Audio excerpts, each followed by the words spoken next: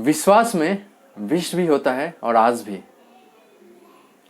अभी ये हम लोग के ऊपर डिपेंड करता है कि हम लोग क्या ग्रहण करेंगे। শুভ নবমীর সবাইকে অনেক অনেক শুভেচ্ছা। दुर्गा पूजा का हार्दिक शुभकामनाएं। आज फिर से दोबारा एक बहुत ही बेहतरीन स्टोरी लेके आप लोगों के पास आए हैं। Hope you people will like it. ये स्टोरी है दो किसानों का। ये दोनों किसान एक ही गांव में रहता था, घर भी आसपास ही था और खेती भी पास पास था। दोनों किसान बहुत ही मेहनत करता था, अच्छा अनाज उगाता था और ऐसे ही इन लोगों का ज़िंदगी गुजारता था। ऐसे ही जाते जाते ये दोनों किसान चल बसे।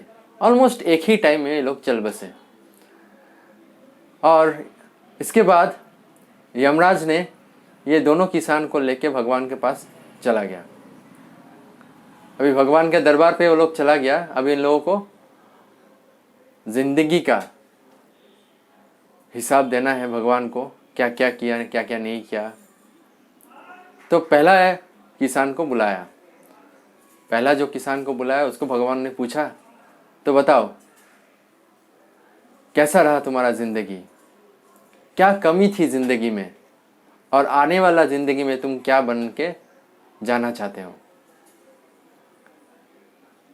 मौका देख के किसान, जो पहला वाला किसान था जिसको पहले क्वेश्चन पूछा था भगवान ने, वो तो पूरा क्रोधित हो गया। बोला ये कैसे ज़िंदगी था, बहुत ही ख़राब ज़िंदगी था। बहुत मेहनत करते, खाली मेहनत करते करते ज़िंदगी गुजार दिए। ऊपर से जो भी पैसा आ रहा था हर कोई लेके चला जा रहा था। ना कोई अच्छा कपड़ा खरीद पाए, ना बच्चे और बीवी को लेके कहीं घूमने जा पाए, कुछ नहीं कर पाए। सारा दिन खाली मेहनत करते गए और अंत में जो भी पैसा बचता था कोई ना कोई किसी ना किसी तरीके से पैसा लेके चला जाता था। तो ये सुन के भगवान बोले, ठीक है, अगला जन्म में तुम क्या बनना चाहते हो, क्या वरदान तुम चाहते हो। तो ये पहला किसान बोला, ठीक है, अगला जन्म में आप एक वरदान दे दीजिए कि सब लोग हमसे कुछ ना मांगे, हमको सब लोग धन दे। तो भगवान ने तथास्तु बोला। अभी बारी आया दूसरा किसान का। फिर से वही क्वेश्चन भगवान ने फिर से वही पूछा, तुम्हारा ज़िंदगी में कैसा रहा, कैसा था ज़िंदगी, क्या कमी रहेगी ज़िंदगी में और आने वाला ज़िंदगी में तुम क्या बन के जाना चाहते हो, क्या वरदान चाहते हो। तो ये दूसरा किसान हाथ जोड़ करके भगवान को बोला, भगवान आपने जो भी दिया बहुत ही अच्छा दिया, बहुत ही अच्छा फैमिली दिया, खुशी में हम लोग ज़िंदगी गुजारते थे, खाने के लिए अनाज दे दिया, अच्छा खेत दे दिया जिसमें हम लोग अनाज उगा के अच्छा भरपेट खा के हर दिन गुजार पाते थे। हम बहुत खुश थे। लेकिन हाँ, एक कमी बहुत ही मुझे आज भी परेशान करता है। तो भगवान बोला, वो क्या है। तो किसान, जो दूसरा किसान, वो बोला कि ऐसा होता था भगवान कि जो मैं पैसा कमाता था उससे हम लोगों का गुजर जाता था। लेकिन बहुत टाइम ऐसा हुआ कि कोई एक भिखारी बहुत ही परेशान हम लोग के घर के सामने आके 2 अनाज मांगते थे, लेकिन हम लोग दे नहीं पाते थे क्योंकि उस टाइम हम लोग के पास कुछ देने लायक बचता ही नहीं था। और मुझे ये पूरा ज़िंदगी में बहुत मन से बहुत ख़राब लगता था। जब भी कोई मांगता था हम कुछ दे नहीं पाते थे। भगवान ये चीज़ को सुना, बोलता है तुम क्या वरदान चाहते हो, बोलो आने वाला ज़िंदगी में तुम क्या वरदान चाहते हो। तो ये दूसरा किसान बोला, भगवान आप जो मुझे दिए वो सारा चीज़ ठीक है, उससे ज़्यादा कुछ नहीं चाहिए, खाली एक वरदान मुझे दे दीजिए कि मेरे घर से अगर कोई भिखारी या कोई नीडी पर्सन आते हैं और कुछ मांगते हैं वो खाली हाथ वापस ना जाए, इतना वरदान मुझे दे दीजिए। तो भगवान ने बोला तथास्तु।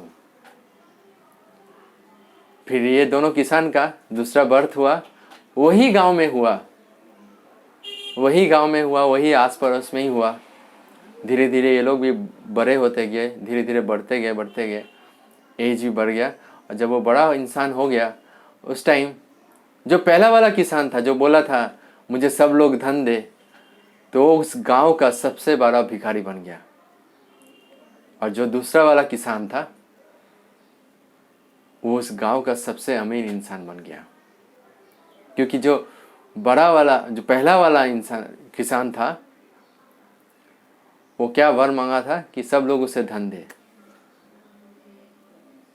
और जो दूसरा वाला किसान था वो क्या बोला था कि कोई उसका घर से खाली हाथ वापस ना जाए। तो जिंदगी में ऐसा ही हम लोगों के साथ होता है। कभी एक ही जिंदगी होता है, एक ही परिस्थिति होता है, लेकिन कोई उस परिस्थिति में खुश रहता है, कोई दुखी रहता है।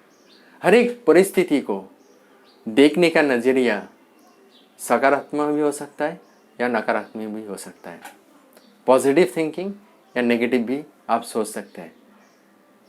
आप सकारात्मक सोचेंगे तो आप खुश रहेंगे और खुशहाली आपका आसपास ही रहेगा।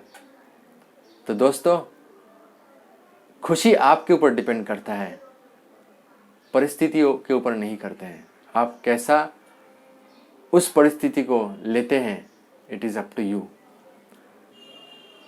थैंक यू दोस्तों, फिर मिलेंगे एक बहुत अच्छा स्टोरी के साथ।